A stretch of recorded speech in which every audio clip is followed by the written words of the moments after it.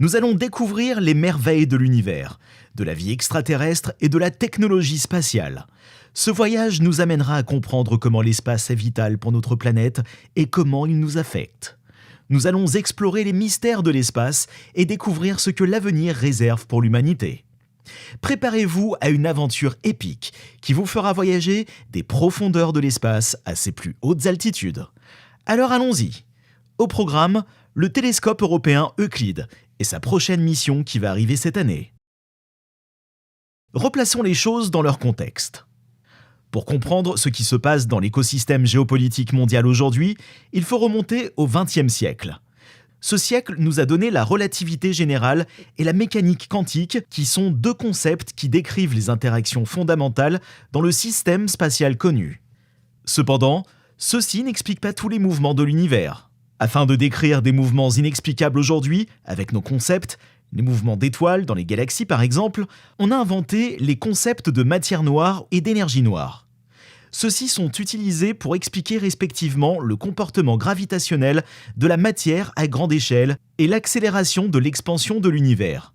Ces deux derniers points échappent aujourd'hui à toute explication, et c'est pourquoi, comme dans l'histoire de l'humanité, l'homme a inventé un concept afin d'expliquer un comportement inexplicable. À leurs échelles, la matière noire est considérée comme la raison d'être des galaxies et l'énergie noire constitue le destin de l'univers. C'est dire l'importance de ces concepts pour les scientifiques. C'est dans l'optique d'étudier la matière et l'énergie noire qu'Euclide est développé. Euclide est un télescope spatial de l'Agence spatiale européenne ESA, qui a été lancé en 2022.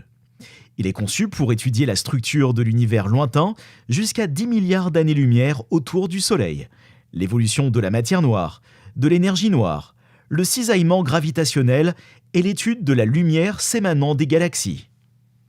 Le télescope utilise deux instruments scientifiques pour collecter ces données. Un imageur à grand champ de vue et un spectroimageur infrarouge. Il est en orbite autour de la L2. Un point de Lagrange stable situé à environ 1,5 million de kilomètres de la Terre, où il peut observer les cieux à proximité de son collègue James Webb. Il est équipé d'un miroir principal de 1,2 mètre de diamètre et d'un système de refroidissement pour maintenir ses instruments à une température basse afin d'optimiser leur performance. Il est aussi muni d'un bouclier thermique afin de protéger les miroirs des rayons du Soleil. Afin d'observer les galaxies avec la plus grande précision, il est équipé de mini-moteurs pouvant développer une puissance d'à peine quelques micronewtons. Ceci afin de se placer à la parfaite hauteur et de corriger rapidement les incertitudes de position en orbite. Comme je disais, une des principales missions d'Euclide est de mesurer les caractéristiques de la matière noire et de l'énergie noire en étudiant les propriétés des amas de galaxies et des filaments de matière qui relient les galaxies ensemble.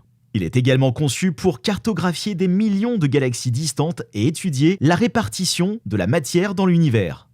Les résultats de Euclide vont aider les chercheurs à mieux comprendre l'histoire de l'univers et à clarifier les propriétés de la matière noire et de l'énergie noire, qui constituent près de 95% de la matière de l'univers. Euclide est, à l'inverse de James Webb, conçu pour pointer une galaxie entière et pas une étoile. Ainsi, il va étudier de vieilles galaxies, son comportement et ses mouvements, ses mutations. Mais aussi, il va étudier des galaxies plus jeunes afin de comprendre en quoi celles-ci évoluent afin de posséder les caractéristiques d'une galaxie plus âgée. En continuant, Euclide est également conçu pour étudier les propriétés des galaxies des amas de galaxies, ainsi que pour cartographier la distribution de la matière dans l'univers. Il est équipé d'un système de stabilisation de la plateforme pour maintenir une précision de pointage élevée, ce qui permet des observations détaillées de ces objets célestes.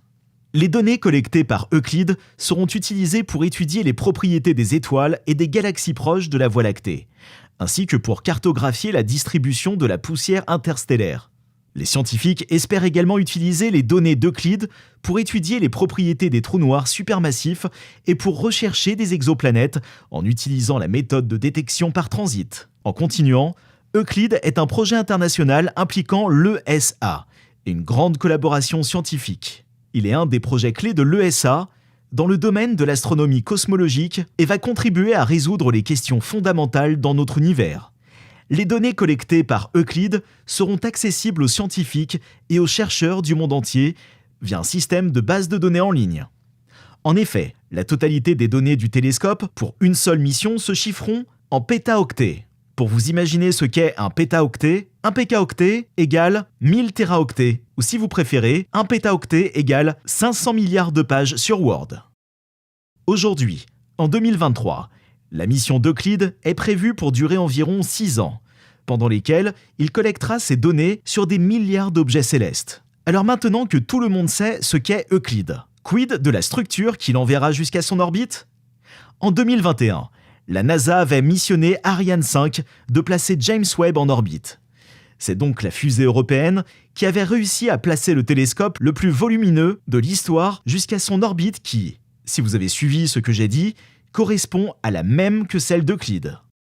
Or, la politique européenne fut d'arrêter la fabrication d'Ariane 5 pour produire Ariane 6, une fusée dont la mise en service est constamment retardée et qui vient jouer sur les mêmes terrains caractéristiques que les Falcon tout en étant plus chère.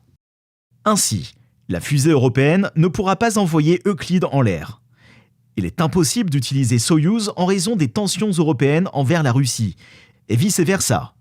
Donc, une Falcon va devoir être utilisée et l'Europe devra donc payer sa société concurrente, SpaceX en l'occurrence, afin que cette fusée concurrente fasse voir au monde qu'elle peut être fiable pour des lancements de cette envergure. C'est ainsi une double balle dans le pied que se tire l'ESA. Reste à voir si ce petit contre-coup stratégique aura des répercussions à long terme sur les commandes d'Ariane et son calendrier d'utilisation. En conclusion, Euclid est un télescope spatial de l'ESA lancé en 2022 pour étudier la structure de l'univers lointain ainsi que l'évolution de la matière noire et de l'énergie noire.